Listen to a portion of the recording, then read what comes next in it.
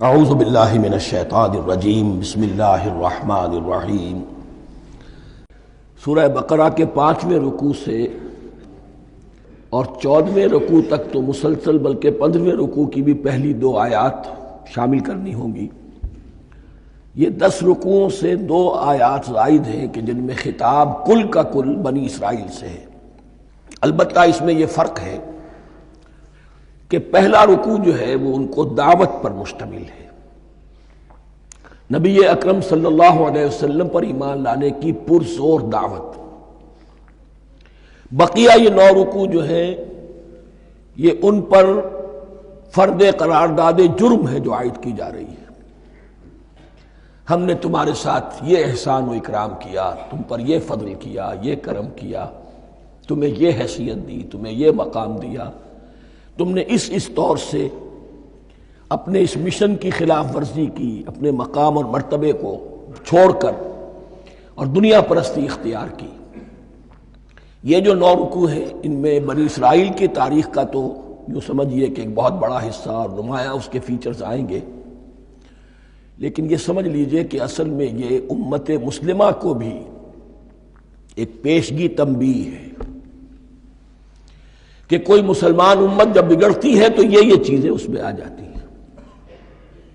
چنانچہ احادیث موجود ہیں حضور کی، لَيَأْتِيَنَّ عَلَىٰ أُمَّتِي مَا أَتَىٰ عَلَىٰ بَنِي إِسْرَائِيلَ حَزْوَ النَّعْلِ بِالنَّعْلِ۔ میری امت پر بھی وہ سب حالات وارد ہوں گے جو بنی اسرائیل پر آئے، بالکل ایسے جیسے ایک جوتی دوسری جوتی سے مشابہ ہوتی ہے۔ ایک اور حدیث میں فرمایا لَتَتَّبِعُنَّ سُنَنَ مَنْ قَبْلِكُمْ، تم لازماً اپنے سے پہلوں کی پیروی کرو گے۔ اور اس میں اس حد تک بھی آپ نے وضاحت کر دی کہ اگر وہ سابق امت مسلمہ، سابق امت اگر وہ گوہ کے بل میں گھسی تھی، تم بھی گھسو گے، اور اگر ان میں کوئی بدبخت ایسا اٹھا جس نے اپنی ماں سے زنا کیا تو تم میں سے بھی کوئی شقی ایسا ضرور اٹھے گا جو یہ حرکت کرے گا۔ اس اعتبار سے ان رکوعوں کو پڑھتے ہوئے یہ نہ سمجھیے یہ اگلوں کی داستان ہے، پچھلوں کی کہانیاں ہیں، نہیں۔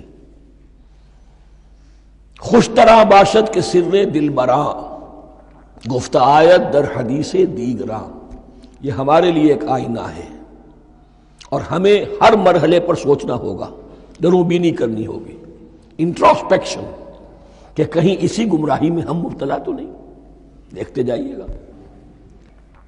دوسرا نقطہ پہلے سے یہ سمجھ لیجئے، یہ جو 2 آیتیں میں نے 6 رکوع کی تلاوت کی ہیں، بعین ہی یہی 2 آیتیں 15ویں رکوع میں آئیں گی، اور اس کو یوں سمجھیے کہ یہ 2 بریکٹس ہیں۔ 9 رکوعوں کا مضمون ان 2 بریکٹس کے درمیان ہے۔ یہ 2 آیتیں یہاں سے بریکٹ شروع ہو رہی ہیں، وہ 2 آیتیں ان پر بریکٹ ختم ہو رہی ہیں، بعین ہی وہی آیات۔ ایک آیت میں تو شوشے کا بھی فرق نہیں، دوسری آیت میں صرف ترتیب بدلی ہے، مضمون وہی ہے۔ اس کے مابین جو کچھ ہے، اس سے باہر یہ جو 5واں رکوع تھا، اس کے مضامین گویا کہ ضرب کھا رہے ہیں بریکٹ کے اندر کے سارے مضامین سے۔ یہ حساب کا بہت ہی عام فہم سا قاعدہ ہے، بریکٹ کے باہر کوئی رقم لکھی ہوئی ہے جس کے بعد کوئی زبر، کوئی جمع یا تفریق اگر نہیں ہے تو وہ ضرب کھائے گی، بریکٹ کے اندر جتنی بھی ویلیوز ہیں ان کے ساتھ ضرب کھائے گی۔ تو گویا کہ ہر قدم پر حضور پر دعوت، ایمان لانے کی دعوت اس پورے معاملے میں موجود ہے، اس لیے کہ اس میں بعض آیتیں ایسی آ گئی ہیں، ایک زیادہ نمایاں ایک کم نمایاں، جن سے کچھ لوگوں کو مغالطہ ہوا یا کچھ لوگوں نے فتنہ پیدا کیا جان بوجھ کر۔ یہ فتنہ ایک بار پیدا ہوا تھا اکبر کے زمانے میں، دین الہی کی شکل میں، کہ صرف خدا کو مان لینا، آخرت کو مان لینا اور نیک اعمال کرنا نجات کے لیے کافی ہے، کسی رسول پر ایمان لانا ضروری نہیں ہے۔ یہ صوفیاء میں بھی یہ فتنہ بہت بڑے پیمانے پر آیا۔ مسجد مندر ہکڑو نور، مسجد میں اور مندر میں ایک ہی نور ہے، سب مذاہب ایک ہی ہے، سارا فرق جو ہے شریعتوں کا ہے، عبادت کے ظاہری شکل کا ہے، وہ ہے رسولوں سے متعلق۔ رسولوں کو بیچ میں سے نکال دیجئے تو یہ دین الہی رہ جائے گا، اللہ کا دین۔ اتنا بڑا فتنہ تھا کہ جب ہندوستان میں سیاسی اعتبار سے، حکومت کے اعتبار سے مسلمانوں کا اقتدار چوٹی پر تھا، کلائمیکس پر، اکبر اعظم۔ اس وقت یہ دین الہی کا فتنہ اٹھا کہ دین محمدی کا اب دور ختم ہو گیا، وہ 1000 سال کے لیے تھا، 1000 سال پورے ہو گئے، اب الف ثانی ہے، دوسرا 1000 سال ہے، اس کے لیے نیا دین ہے، اسے دین اکبری بھی کہا گیا اور دین الہی بھی کہا گیا۔ اور اس میں ایک آیت آئے گی جس سے استدلال کیا ہے کچھ لوگوں نے۔ اس صدی میں پھر یہ فتنہ اٹھا تھا گاندھی کے فلسفے کے ذریعے سے، اور ایک بہت بڑا نابغہ انسان مسلمانوں میں سے، بہت بڑا نابغہ، جینیس، ابوالکلام آزاد، وہ بھی اس فتنے کا شکار ہو گیا۔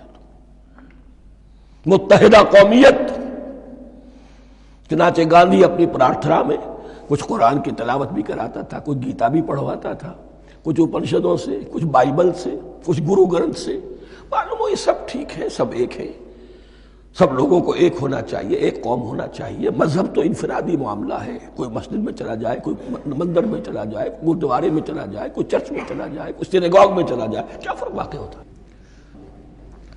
اس کا توڑ یہی ہے کہ سمجھ لیجئے یہ جو 7 آیتیں ہیں 5ویں رکوع کی، یہ ہے بریکٹ کے باہر، اور یہ ضرب کھا رہی ہے مسلسل۔ اس بریکٹوں کے درمیان جتنی بھی مضمون آ رہا ہے وہ سب ان کے تابع ہوگا، گویا کہ جہاں تک حضور پر ایمان لانے کا معاملہ ہے وہ انڈرسٹوڈ سمجھا جائے گا، مقدر سمجھا جائے گا ہر مرحلے پر ان 2 بریکٹوں کے مابین۔ اب چلیے بسم اللہ۔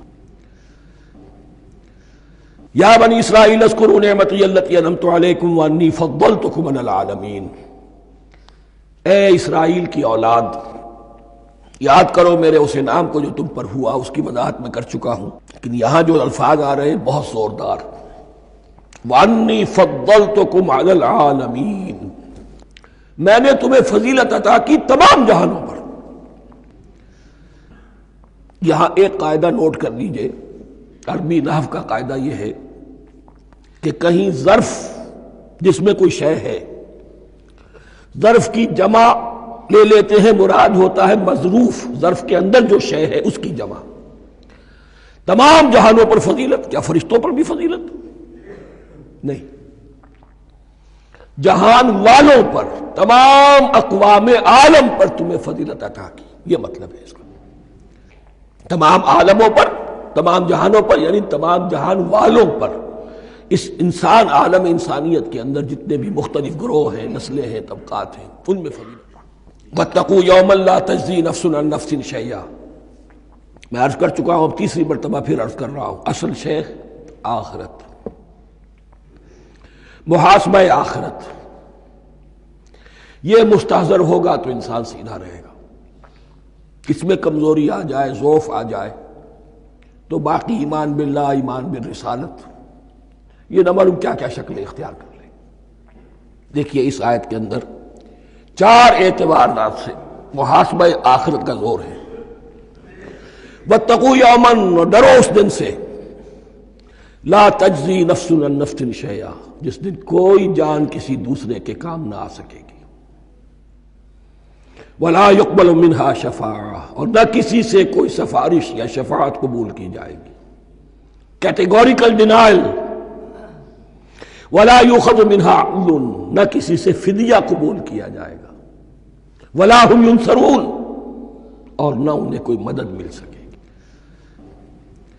ہم نے طرح طرح کے عقیدے، شفاعت باطلہ کا تصور، اہل عرب سمجھتے تھے ہمیں یہ فرشتے جو ہے خدا کی بیٹیاں ہیں، یہ لات اور منات اور عزا ہم نے ان کے بت بنا رکھے ہیں، پوچھتے ہیں یہ اپنے ابا جان سے اللہ کی بیٹیاں ہیں نا، لاڈلی بیٹیاں، چھڑا لیں گے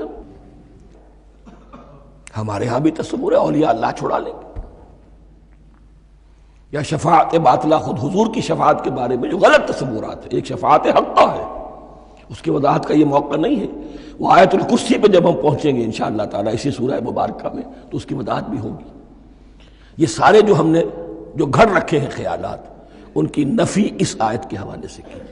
وَاتَّقُوا يَوْمًا لَا تَجْزِي نَفْسٌ عَن نَفْسٍ شَيْئًا، کوئی انسان دوسرے انسان کے کام نہیں آ سکتا، وَلَا يُقْبَلُ مِنْهَا شَفَاعَةٌ، کسی جان کی طرف سے کوئی سفارش قبول نہیں ہوگی، ولا یؤخذ منها عدل، نہ کوئی فدیہ قبول کیا جائے گا، ولا هم ینصرون، نہ انہیں کوئی مدد مل سکے گی۔